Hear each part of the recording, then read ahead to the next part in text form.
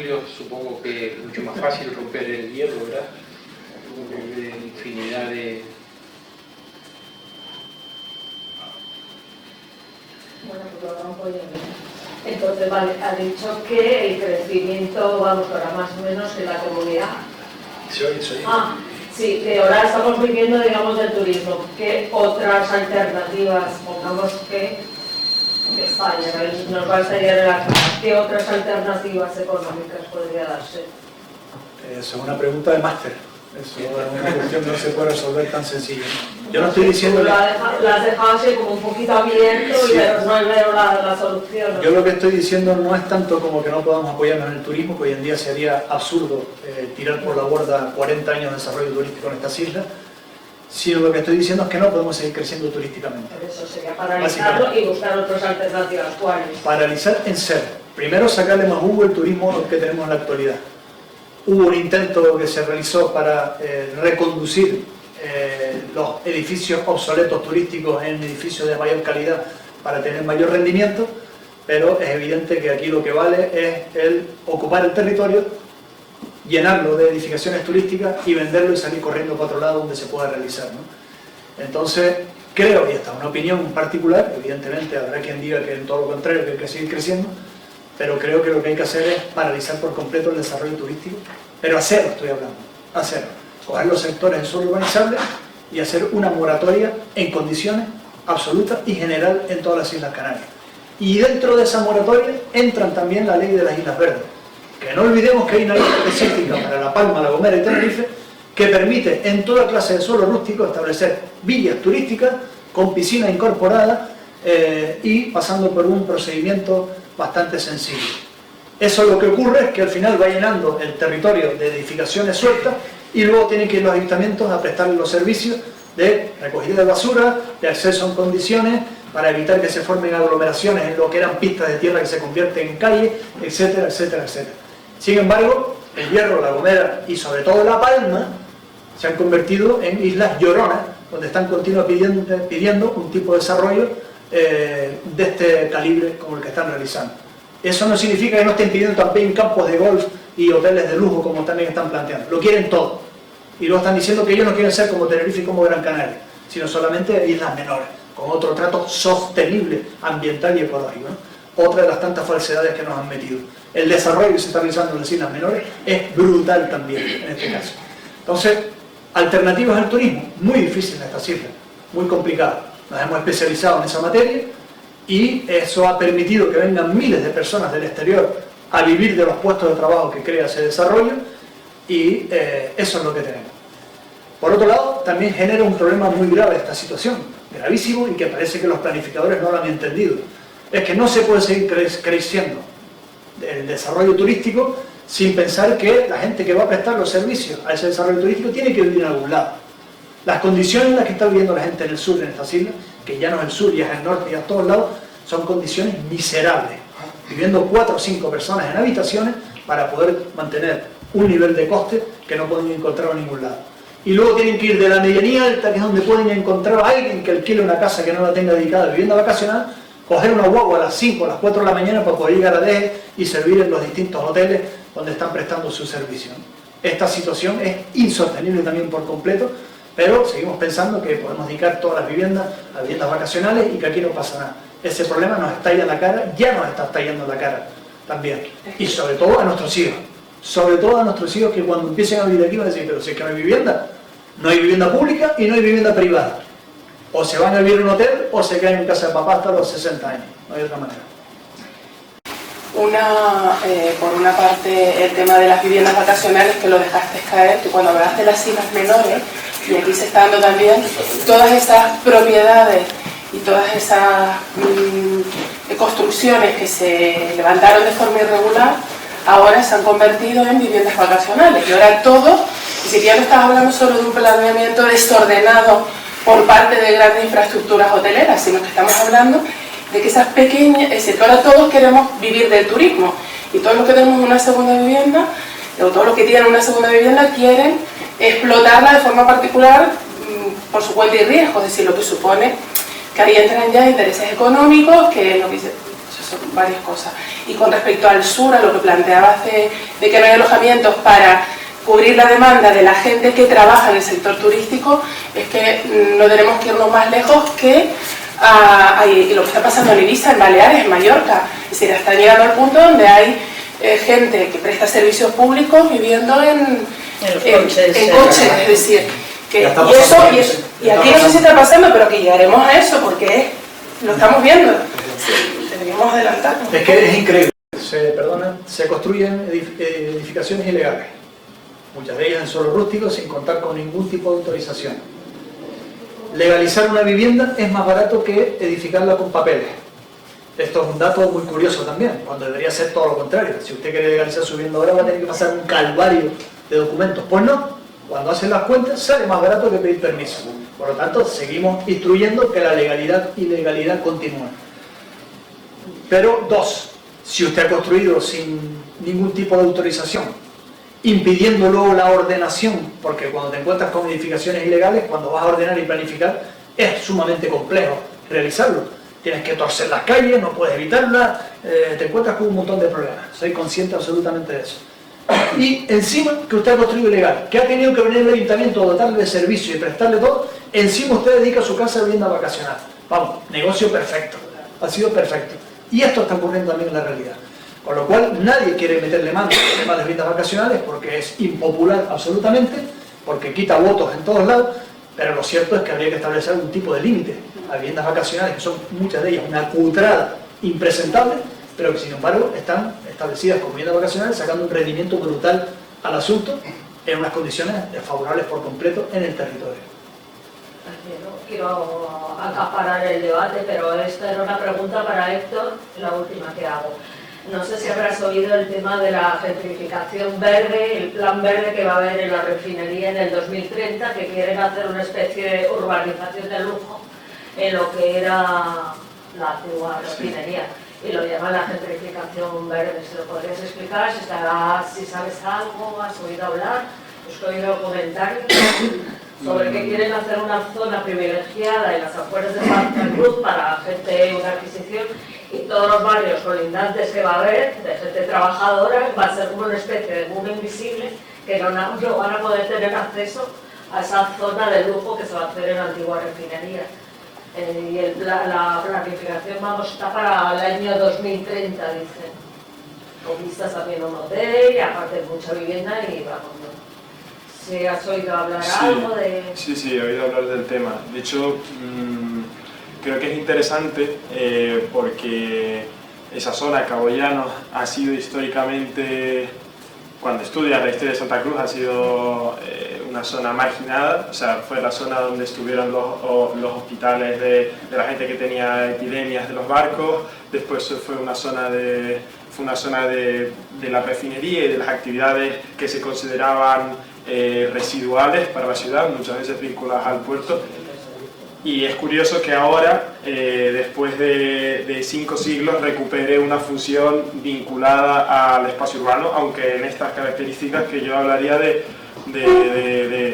urbanismo de clase, o sea, urbanismo clasista. El hecho de que también pasaba y se ha estudiado mucho desde la geografía crítica, de espacios que están concebidos para el acceso de cierta gente, cuando por ejemplo es muy difícil el acceso mediante cierto transporte público, solo para vehículos, hay controles de seguridad, no hay pasos de peatones, es decir, son una serie de elementos que no sé si es el caso concreto de lo que se prevé hacer allí, pero habrá que ver. En última instancia sí que es la última apuesta de Santa Cruz por seguir su ampliación hacia el sur, que es la gran tarea pendiente en materia de la conurbación hacia la expansión al sur y con todas las poblaciones que hay en esa línea. Esperemos que no continúe este desarrollo acelerado que comenta el compañero. Un par de apuntes sobre ese tema en concreto, la refinería. Como saben, el Plan General de Santa Cruz del año 2011 se lo tumbaron en los tribunales y Santa Cruz está gobernado ahora mismo por un plan general absolutamente obsoleto. Se intentó promover la redacción y formulación de un nuevo plan general, y ha sido imposible. De hecho, es casi imposible aprobar un plan general. Es casi imposible. Le han metido tal cantidad de contenido, tan complejo, tan difícil, es tanta la gente que opina sobre ese asunto, que al final o hay una voluntad política decidida al máximo para sacarlo adelante, o es imposible. Había un equipo redactando el plan general de Santa Cruz, muy potente, de Gran Canaria, y al final han tenido que renunciar a él después de 4 años de recibir tortas por todos lados. Ha sido imposible. Eso por un lado. Hasta que el plan general de Santa Cruz no determine que la zona de la refinería es un sector de desarrollo y crecimiento, aquello seguirá siendo un sector de suelo industrial y por lo tanto no puede desarrollarse. Y 2, el suelo de la refinería es un suelo altamente contaminado. Hay una ley que especifica cómo determinar si un suelo está contaminado y en función de eso establecer una serie de remedios, que no se ha hecho hasta ahora. Por lo tanto, creo que por los próximos 10 o 15 años la refinería no va a crecer como mínimo. Por lo menos eso va a seguir siendo un elemento parado. Lo van a tener difícil.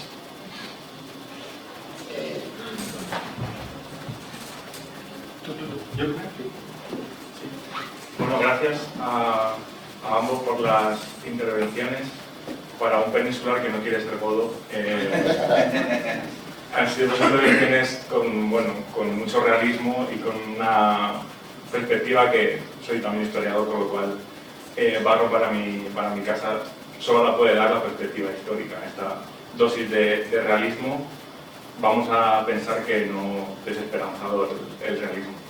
Les escuchaba y veía tantas dosis de normalidad en el caso que han expuesto como de particularidad, ¿no? Había cosas que no sonaban mucho y otras que entiendo que merecen una reflexión particular, ¿no? Veía como normal la continuidad del desarrollismo franquista en el caso que nos ocupa hoy. Quizá habría que pensar si modernización o modernidad es sinónimo de progreso, pero no es sinónimo de bienestar, y eso creo que habría que pensarlo colectivamente. ¿En qué posición nos ha dejado dentro del Estado español entrar en la Unión Europea? ¿Y en qué posición particular ha dejado al archipiélago entrar en la Unión Europea, ¿no? Una especie de sur del sur especializado en servir de hoteles y casinos, ¿no? Quizás seamos la Cuba de los años 40-50 para Estados Unidos. Y las particularidades que merecen también una reflexión, creo que grave, ¿no? La presión demográfica, decía José María, pero también la presión sobre los recursos, sobre todo hídricos, y no sé hasta qué punto eso tiene que ver con la condición insular. Yo tengo dos preguntas para intentar girar las reflexiones hacia un horizonte esperanzador, y es, bueno, esta idea de la marginalidad, entre comillas, latente, una marginalidad que deja de ser marginal cuando se activan ciertas zonas y se incorporan a cierto mercado de acumulación de capital. No sé en qué lugar o cómo se puede aplicar esta idea al caso de Tegueste dentro de esta conurbación o gran conurbación insular. No sé hasta qué punto, pero es porque no me ha quedado clara vuestra pregunta. ¿Qué lugar ocupa Tegueste dentro de esta marginalidad que se activa o que no se activa en función de a quién le interesa económicamente incorporar según qué zonas a los circuitos de capital de la propiedad? Y luego, si se puede plantear esta idea en positivo, si Tegueste se puede convertir en un referente como ciudad en transición, como ciudad que se reivindique pues, el consumo local, la permacultura, etcétera, etcétera, para intentar revertir esta situación que es complicada, que desde luego no se va a poder eliminar la impronta negativa que ha tenido el turismo, que sigue teniendo el turismo de masas en el archipiélago, ¿no? Pero quizá haya elementos también para la esperanza a corto o medio plazo en esta propia conurbación, ¿no? Santa Cruz Laguna en Tegueste. Gracias por las intervenciones. Yo no sé si puedo dar una respuesta a una interesante pregunta, el papel de Tegueste. Yo sí que no tengo un estudio concreto sobre el tema, lo he comentado aquí porque estamos en Tegueste, soy teguestero, y me interesaba que en este debate surgiese también cuál es el papel de Tegueste en la conurbación, en última instancia. Yo creo que cuando lo ves en línea histórica y ves el potentísimo crecimiento que ha tenido este espacio que hemos hablado, lo que se ve es que Tegueste cada vez más se acerca a las fauces de esa conurbación, entendiendo las características de su crecimiento y cuáles son, cómo se concibe el crecimiento y el progreso, y cómo se ha expresado con el espacio que es Santa Cruz La Laguna. Entonces, Tegueste debería hacer lo mismo, debería hacer una ampliación de eso, o no, debería plantearse algo diferente. Tegueste yo creo que tiene una tradición, desde donde yo sé, pues una tradición agrícola, vitivinícola muy destacada, además en un marco de comarca nordeste también, en esa línea. Si el tema de la permacultura, el tema del producto local es una línea a desarrollar, pues parece ser que es la primera alternativa que podría surgir o que se me ocurre, pero en última instancia hay que replantearse cuál es el papel de Tegueste como periferia, que eso sí que es el papel que ha jugado y el papel que va a seguir jugando, ¿no? Pero ¿qué tipo de periferia puede ser Tegueste? Para contestar lo que planteabas, en primer lugar con referencia a la Unión Europea. Esto es una opinión muy personal, porque no existe nada escrito sobre este asunto, ¿no? Pero cuando España intenta entrar en la Unión Europea para desasirse del régimen franquista, en cierto modo olvidar ese pasado, que no se ha olvidado todavía, pero lo intenta, uno de los modos más eficientes para hacerlo era conectar con la Unión Europea y hacernos a todos europeos, y dentro de eso venía el paquete de Canarias.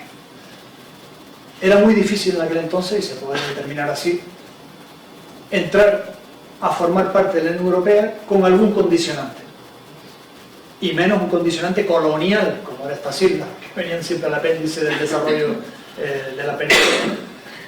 Y se perdió una oportunidad de lujo porque había que haber entrado en la Unión Europea con un estatus especial para Canarias. Pero no con un estatus especial porque los canarios somos más chanchis que ninguno, en absoluto. Ni somos diferentes a los peninsulares o godos, tampoco, somos exactamente igual. La única cuestión que nos diferencia no es tanto las personas que viven aquí como el medio natural que tenemos aquí. Somos la cuarta región de biodiversidad del mundo y eso hubiera sido un elemento más que suficiente para haber entrado en la Unión Europea diciendo cuidadito, aquí vamos a establecer un estatus especial. ¿Cuál? Que la gente no va a poder venir aquí a vivir como le da la gana.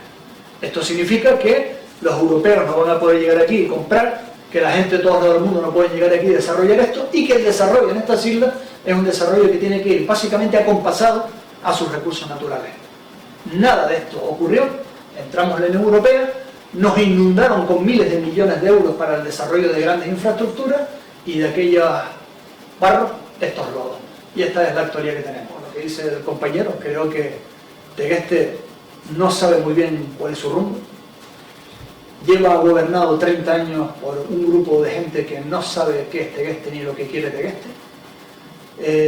30 años gobernado por un planeamiento general municipal que es la mayor chapuza del archipiélago canario, manejado por un arquitecto que debería enterrarse para siempre y no sacar la cabeza más después de lo que ha hecho en este municipio. Y habría que replantear este municipio desde cero. Tiene una potencialidad como ningún otro de los municipios, pero está descabezado. No tiene liderazgo en su desarrollo, no tiene crecimiento y sobre todo que no sabe a dónde va. Pero no que no sepa dónde va porque nosotros no sabemos dónde va, sino porque la clase dirigente y política tampoco sabe dónde va. No tiene ni idea hasta dónde puede crecer Tegueste, cómo y de qué manera. Y eso lo vienen demostrando desde el año 75 hasta la actualidad. Ese es el problema que tiene Tegueste. Falta liderazgo y falta cabeza para entender qué es lo que necesita este pueblo, qué desarrollo. Y mientras tanto se van haciendo parches, chapuzas, una calle por aquí, una apertura por allá, unas casas ilegales aquí, ahora hacemos esto, tal, pero realmente no hay una directriz que permita decir qué queremos de este pueblo. No la hay. Y mientras tanto la conurbación Santa Cruz Laguna va chupando poco a poco por los bordes a este municipio que se va quedando cada vez más indefenso frente al desarrollo potente que han intentado muchas veces y que en cierto modo van a conseguir como sigan así, habiendo enormes vías, habiendo autopistas, etcétera, etcétera, y sobre todo descabezados. Y luego hay obras muy actuales como la subida al cementerio, que la conocerán perfectamente, una obra que desde el punto de vista arquitectónico y de calle es preciosa, está muy bonito, muy bien montado, pero al final es una obra que está completamente fuera de las directrices de cómo hay que establecer ese tipo de calle. Es una obra dura, durísima en el territorio, con unos arbolitos muy indefensos en cada uno de los alcorques y una subida enorme que nadie la va a subir porque no puedes caminar bajo sombra, sino bajo un sol abrasador. Entonces, si seguimos con ese esquema, pues nos unimos a Santa Cruz y La Laguna y seguimos haciendo grandes avenidas y grandes crecimientos, en vez de pensar que aquí el crecimiento debe hacerse de otra manera. Hasta ahora no he visto eso por ningún lado. Esa es mi opinión como abogado urbanista que llevo trabajando en el territorio más de 40 años. Si les parece, tenía por añadir al tema, a la pregunta, ¿no?, con respecto a Tegueste, muy breve. Efectivamente, reconducir un poco o parte de la charla hacia el municipio de Tegueste parece algo súper interesante, evidente, estamos en Tegueste. Y es una manera también, sin perder de vista los planteamientos muy interesantes que se han hecho, ¿no?, en la mesa, pues darle cierta vinculación con Tegueste, pues quizás nos ayuda, ¿no?, a decidir incluso en el futuro. El papel de, y por romper una lanza, ¿no?, también, y no pasa nada si nos equivocamos. Lo importante es que seamos capaces de crear un diálogo sobre qué queremos para Tegueste, por ejemplo. Entonces, por apuntar en algo, es muy común, incluso hasta en cualquier ciudad europea, los que hayan viajado por allí, encontrarse un cinturón verde en torno a las ciudades. Y eso en Londres es viejísimo, pero es que se ve en cualquier ciudad europea. Un cinturón verde, ¿en qué medida perjudica, por ejemplo, a las conurbaciones ya existentes? El plantearse no reproducir el mismo sistema de poblamiento que se está desarrollando entre Santa Cruz y La Laguna es algo que va a beneficiar no solo a Tegueste, sino también al residente fuera de Tegueste cuando se desplaza a Tegueste. Con lo cual, de manera conjunta, tanto desde el punto de vista de la institución representativa, en este caso el Ayuntamiento de Tegueste, como las instituciones superiores, como cabildos que tengan la competencia a nivel de directivas insulares en el área metropolitana, puede ser una decisión tomada conjuntamente en la que Tegueste haga de pulmón a la propia área metropolitana y que le va a beneficiar a Tegueste y a quien no está en Tegueste, porque es una manera de planificar teniendo en cuenta el conjunto y al mismo tiempo la singularidad de Tegueste. Y en ese sentido el sector servicio, aparte de la agricultura, puede ser de los sectores que puede desarrollar en cultura y ocio. Tegueste puede ser capital dentro del área metropolitana si conserva los recursos que en estos momentos posee, como es el no tener un sobrepoblamiento, como sí puede tener la conurbación Santa Cruz Laguna. Es una manera de apuntar, se puede hablar de esto muchísimo, pero por lo menos para despejar algo en relación con la pregunta y con también el objetivo de esta charla, de poder lanzar y hacer propuestas y que en cierto modo puedan ser también asimiladas por la institución local.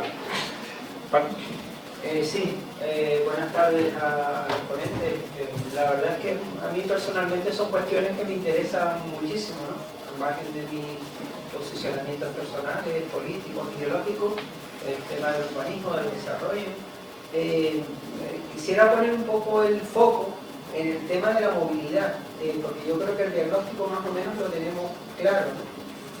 Pero a mí, por ejemplo, me preocupa sobremanera todas esas personas que viven en Los Realejos, que viven en Santa Úrsula, en La Victoria, que pasan horas y horas y horas en esa autopista, la TF5, para llegar a su puesto de trabajo, que tienen que levantarse a las 5 de la mañana para poder estar en su puesto de trabajo a las 8, o nosotros, o nosotras que tenemos que ir a trabajar y tenemos que aguantar colas enormes ahí en la puerta de San Bernabé o a la salida de las canteras, ¿no?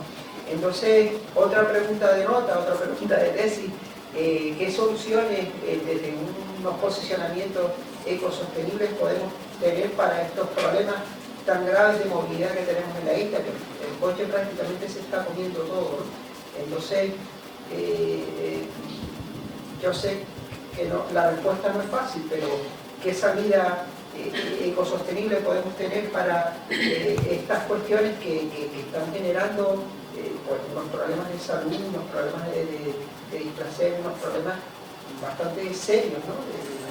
De perder buena parte de tu vida metido en un coche, ¿no? Como te decía antes, la movilidad es la clave del desarrollo ahora mismo, ¿no? Sí, hablar de desarrollo sin pensar en movilidad es empezar a meter la pata de entrada, ¿no? La movilidad es hoy por hoy lo que va a marcar el futuro. Un futuro al que nadie le quiere poner el cascabel al gato, un futuro al que nadie quiere entender que este sistema, como les decía antes, en el que estamos metidos, se acaba definitivamente y no va a pasar mucho tiempo. Estamos hablando de un periodo de 10 años, esto se acaba. Esto no, seguimos pensando que podemos seguir comprando y llenando la gasolina con coche y salir a pasear y vivir, esto se acaba. Pero va muy vinculado también con el crecimiento. Es decir, mientras las islas sigan creciendo, será insostenible establecer cualquier tipo de transporte alternativo que pueda recoger esa enorme demanda existente mientras esta siga creciendo. Mientras siga viniendo a vivir gente de todos lados del mundo hasta esta tierra. Y no tiene, como te decía, un punto de xenofobia, porque parece que esto se habla y dice, no, cuidado, tú lo eres un xenófobo, no quieres que la gente venga. No se trata de que venga la gente ni uno ni otro. Es una cuestión de que esto es un territorio limitado y que estamos padeciendo las consecuencias de esa limitación.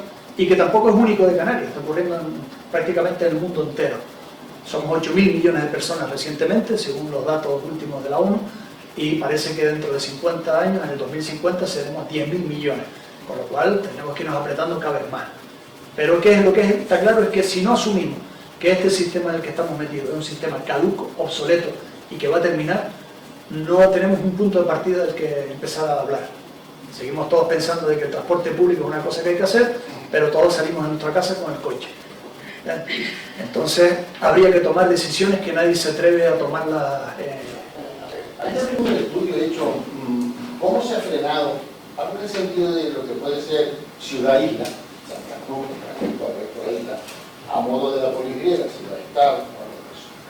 ¿Cómo ha frenado el tema de Santa Cruz Laguna, el desarrollo de determinadas zonas que pueden haber en la comarca noroeste? En el sentido que está diciendo este hombre con el tema del tráfico, todo tiene que venir a Santa Cruz. ¿Por qué no hay un desarrollo? ¿Cómo se ha frenado? Me refiero el tema administrativo a la hora de tener que hacer algo. Cualquier cosa que tú quieras hacer tiene que ser Santa Cruz. Y el resto de la isla, frenado. Eso que no. Bueno, José María, otra cosa. ¿Qué conoces para Apocalíptico? Bueno, es José María. No sé, para Apocalíptico. Una cosa también. Una cosa. Eso lo dicen los científicos, no digo yo. Una cosa científica. Cuando se está en el mercado común, tú tocas en un club donde te están aquí admitiendo y estas son mis reglas. Las reglas en aquel momento de la política agraria común o entran en el sistema local. Y en esa época ni Verde ni Cachara. Los únicos que tenían posibilidad era las Islas Feroe con Dinamarca, tenían un estatuto aquí en Canarias. No. Y otra cosa, que no nos olvidemos. Bueno, hay un desarrollo demográfico y no estamos viviendo la demografía.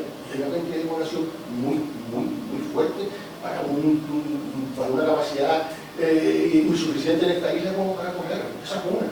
Y hay que tener cuidado con esas cosas de esto no. Esto que tú acabas de comentar ahora, si hay que quitar esta casa porque tiene que pasar, y no sé, es muy fuerte. Todo el mundo tiene derecho a.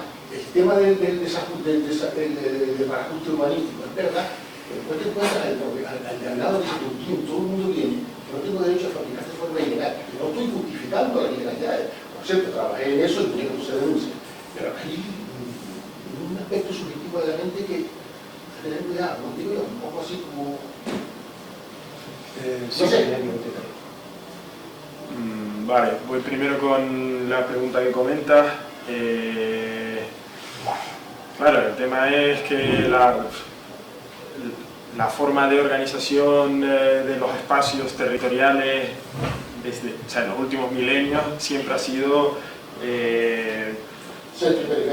claro, que es algo que se reproduce de escala local a escala global, porque es la forma, al final es la dominación de unos espacios frente a otros, porque unos tienen una preponderancia política, económica, esto es muy complejo, pero así en términos generales. Es eso, lo que tú propones Hombre, No propongo, digo que sí. no somos tan grandes como a la hora de planificar. Lo que sí es cierto es que hay modelos donde no me viene la palabra, pero la independencia local para la gestión de sus propios problemas, de sus propias condiciones es mayor en algunos casos, ¿no? Y creo que sería interesante aspirar a modelos del municipalismo, que se llama. Primero también hay que ver y estudiar otros territorios que tienen ya problemas y han buscado soluciones, que no se ha hecho. Y segundo, yo creo que, por ejemplo, en el transporte público podemos ir a la tendencia de lo que es el transporte público selectivo. O sea, tenemos grandes empresas en Santa Cruz La Laguna, como puede ser el hospital, como puede ser el Cabildo y otra serie de elementos que tienen sus censos de trabajadores. Por ejemplo, para el caso de Tegueste, área, digamos, comarca nordeste, donde las propias instituciones pueden colocar transporte público, como hacen con el aeropuerto del sur, y todos los trabajadores que suben todos los días por esta carretera y colapsan todo el asunto, podrían disponer de guaguas que los recojan, que hagan una recogida selectiva y vayan a sus puestos de trabajo, y su coche quede en casa todo el día. Evidentemente todo el mundo no podría accederlo, los que tienen niños pequeños y demás, pero yo creo que son soluciones que son reales, factibles, y que no necesitamos abrir túneles, tercer carril. Entonces, bueno, yo creo que es una cuestión de buscar soluciones alternativas, y no se están planteando. O sea, darle trabajo a las empresas de transporte público y decir, oye, pues tengo 25 trabajadores en la comarca nordeste, pues monto una guaguita y en vez de que cada uno vaya en su coche, me lo traigo al trabajo en una guagua. Y seguro que ya tienes 25 coches menos en la carretera. Y si todas las grandes administraciones y los grandes centros públicos como sanidad y demás, que son trabajadores que no se tienen que mover de su puesto de trabajo, habría mucho menos tráfico. Y son ese tipo de soluciones las que hay que plantear, no construir túneles, construir carreteras. Evidentemente, esa es un poco la idea. Respecto a Tegueste, tienes toda la razón de que no hay un plan de futuro, no hay un proyecto Tegueste para los próximos 20, 30 años, no hay nada. Llevamos un tiempo que lo que se están haciendo son parches, no hay un plan específico. Tenemos una reserva de la biosfera, tenemos un parque rural y se están haciendo acciones puntuales, pero no hay un gran macroproyecto para Tegueste. No hay proyecto lo que hablamos, centros de interpretación cerrados. Este centro lleva cerrado 5 años, ya, bueno, 4 años. No hay una actividad. Podemos crear aquí un modelo turístico diferente. Yo creo que lo tenemos muy bien. Y tiene que ir en el plan de viviendas vacacionales, este tipo de historias que yo creo que es el turismo más democrático, el turismo que llega a la población. El modelo turístico canario es el modelo que nos han implantado, donde los beneficios se van fuera.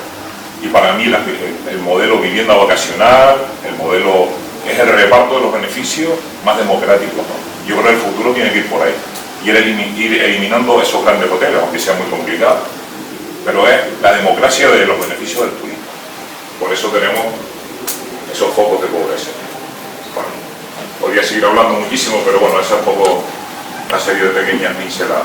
Hacen que el ser humano mantenga esas diferencias en todos lados del mundo, culturales. Eso evidentemente hay que protegerlo, pero al mismo tiempo que se protege, eso no quiere decir que tengamos que estar arraigados a un territorio y no mirar para otro lado, mientras con esto estamos conectados con todos los lugares del mundo, ¿no? Es decir, estamos en un momento en que hay que pensar global y actuar local. Esto es un principio del movimiento ecologista desde hace más de 40 años, ¿no? Hay que pensar en lo que ocurre en el mundo en general y en la medida que cada uno pueda, en los 10 metros alrededor del ombligo cada uno, intentar hacer las cosas lo mejor que pueda. Es que no da para más la cosa, es simplemente eso. Pero yo planteo el tema del nacionalismo como una perversión en la actualidad, básicamente una perversión, ¿no? ¿Nacionalismo aquí de qué? ¿De dónde? Si aquí todo está interrelacionado y somos ciudadanos del mundo hace mucho tiempo, ¿no? Entonces, defensa de las cuestiones locales, de la cultura local, por supuesto, porque eso es lo que nos convierte en humanos y lo que nos da valor de civilización, pero pensando siempre en lo global, mirando cómo está el planeta en todos los aspectos, ¿no? Eso por un lado. Con respecto a lo que decía la compañera, pues sí, efectivamente hubo un intento de hacer una conurbación Santa Cruz, La Laguna, Tegueste y El Rosario, que es el área metropolitana, y establecer servicios básicos en comunidad, sobre todo porque salen mucho más baratos, sobre todo porque se hace una prestación más efectiva para los vecinos, pero siempre ocurre lo mismo. Se crean más comunidades que establecen con su propia gestión, pero al final hay cambios políticos y de repente aparece un nuevo político con un nuevo partido que dice que la mancomunidad no, porque no sé qué, y empieza a ponerle palos en la rueda hasta que acaba cargándose un sistema que más o menos puede llegar a funcionar. Hay que tener altura política para entender este tipo de cosas y no mirar el ombligo, como antes le decía, ¿no? Sino entender que determinados servicios se prestan mejor cuando es mayor el volumen, la masa crítica, sobre todo porque son más rentables y más baratos. Entonces eso es vital hacerlo. Estamos en largo camino todavía para que eso ocurra. Desde el punto de vista agrícola, está planteado desde hace muchos años que la única manera que este territorio pudiera competir con cualquier otro lugar del mundo es a través de la agricultura ecológica, certificada por el CRAE a nivel regional. Es la única manera. No podemos competir en cantidad con ningún otro lugar, ni podemos estar exportando a la península cuando sale mucho más barato hacerlo desde Marruecos, que solo tienen que cruzar el estrecho. Y sin embargo seguimos pensando en que hay que hacer tomate de exportación, plátano de exportación, que solamente funciona porque está subvencionado en enormes cantidades de dinero por la Unión Europea para que gente se llene los bolsillos hasta unos límites insospechados. Si ese dinero se aplicara a la conversión en la agricultura ecológica, otro gallo nos cantaría. Y además la tierra lo agradecería, que tenemos unos niveles de contaminación en las islas increíbles, precisamente por la cantidad de química que se ha utilizado durante siglos, durante años en esta tierra. Por lo tanto, la única manera de competir es agricultura ecológica y todavía la gente sigue sin entender ese asunto. Bueno, pues esa es mi opinión. Y creo que alguien nos planteaba, con respecto al futuro plan general, bueno, el asunto no es fácil. En la actualidad aprobar un plan general es una pesadilla. Tienes que tener, primero, unos políticos que tengan claro qué es lo que quieren, que yo no los conozco ni aquí ni en ningún lado. Le preguntas qué es lo que quieren para su barrio, para su pueblo, y se quedan dando vueltas así porque no saben realmente qué es lo que quieren. No es fácil, yo entiendo que no es fácil tampoco. El problema es que la legislación, con la ley de clavismo en el año 2017, la nueva ley del suelo, ha complicado a unos niveles insospechados la tramitación del planeamiento general a unos niveles increíbles. Yo creo que lo que hay que hacer en la actualidad es un poco lo que está intentando hacer La Laguna y Santa Cruz ahora mismo, que son planes estratégicos. Establecer líneas estratégicas vinculadas con la movilidad y vinculadas con las infraestructuras verdes, y cuando se tomen decisiones a ese respecto, intentar plasmarlas en instrumentos de planeamiento de desarrollo, bien sea plan general o bien sea instrumentos de planes especiales o parciales. Pero no es fácil en absoluto. Es decir, muchas veces tengo la sensación de que está hecho adrede para que el planeamiento no camine y seguir gobernados por normas subsidiarias de los años 90, como le ocurre a Erico, como le ocurre a Rafo, como le ocurre a Arona, como le ocurre a un montón de municipios, y ese batiburrillo de planeamiento que no permite saber qué es lo que está ocurriendo favorece la ilegalidad, favorece determinados desarrollos urbanísticos convencionales que han olvidado que el urbanismo tiene que ir por otro lado. Y luego asumir desde el punto de vista insular, de los planes insulares que hasta ahora mismo han seguido reproduciendo el esquema clásico, que hay que entrar a gobernar el territorio desde otra manera. Cuando yo empecé a analizar los temas ambientales y territoriales hace 40 años, cuando nadie hablaba de temas de medio ambiente y me señalaban por la calle llamándome de todo, porque decía estas cosas hace 40 años y las sigo diciendo ahora, aprendí un axioma que es evidente y que hay que meterlo en la cabeza. Decía que solo a través de una adecuada política de ordenación del territorio es posible conseguir un medio ambiente de la calidad deseable. Si esos dos elementos no van unidos, ordenación del territorio... Cerramos, si les parece, estamos ya en las 2 horas y algo. Como pueden ver, y en relación con la pregunta que hacer, siempre me parece súper interesante, ¿no? Porque, ¿y ahora qué, no? Yo creo que fundamentalmente mostrar voluntad política por parte de a quien corresponda a la hora de afrontar temas como estos, y que también la ciudadanía se implique. Y lo resumiría muy fácil. Aquí, esta noche, se han oído planteamientos de lujo por parte de ustedes. Poder canalizar todo ese tipo de planteamientos, hace una mejor ordenación del territorio, sin ninguna duda, con voluntad política y con implicación por parte de la ciudadanía. simplemente sería una buena salida para poder incluso avanzar en el futuro en el sentido que aquí hemos comentado. Gracias a todos, si quieres añadir alguna cosa, y esperemos que en un futuro no muy lejano podamos volvernos a ver y seguir hablando de un tema tan amplio y tan importante para todos como es el urbanismo y la ordenación del territorio.